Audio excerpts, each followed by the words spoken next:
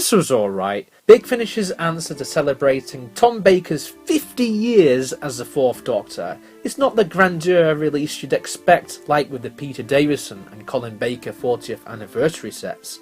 The Curse of Time is just a standalone release which comes in between the events of Revenge of the Cybermen and Terror of the Zygons. This is connected to the Ark plot thread, which started with the Ark in Space. It makes sense that Big Finish decided to go back with this TARDIS team of 4, Sarah and Harry. We haven't really had the opportunity to explore this trio on audio besides some remakes of classic stories from season 12.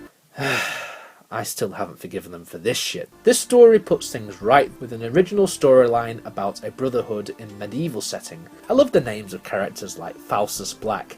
It's noteworthy that season 12 lacked any historical tales, and while this is still technically the case, as the story's twist is it's still set in the future, it's fascinating to see this TARDIS team be here in a new setting, while also retaining sci-fi elements. Jonathan Morris's idea of civilization reverting back to ancient times is fascinating. The Curse of Time is a really good proof of concept. I'd honestly love to see this expanded more in the Whooniverse because I think this idea really is interesting, especially as it uses locations seen in Ark in Space and Revenge of the Cybermen. This is very much a continuation of those stories, and I'm really glad about that. As for the main plot, yeah, I'm not gonna lie. Some of it I've already forgotten. It reuses familiar gothic horror elements of your typical Hinchcliffe story. However, this is not the best recreation of it. It succeeds in reminding me of stories like The Brain of Morbius or The Mask of Mandragora due to its brotherhood involvement. It's fantasy heavy. However, I feel this doesn't necessarily reach the heights of those stories plot-wise.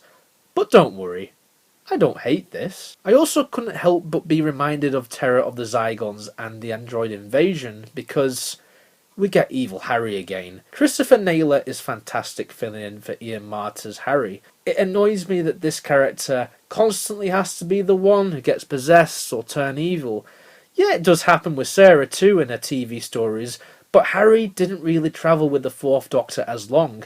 It would have been better if this story did something different with the character instead of just reverting to type. As good as it is, it makes this feel samey. Sarah has plenty to do.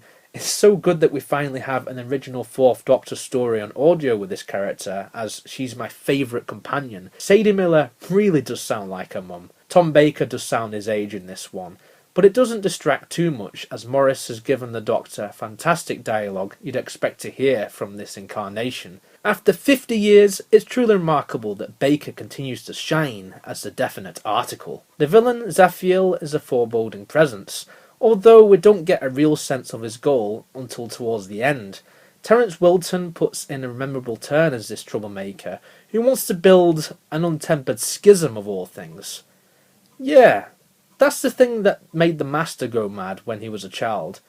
Yeah, I was surprised when this got mentioned here, to be honest with you. It goes without saying, if Tom Baker's your favourite Doctor, like he is for me, then this audio is for you.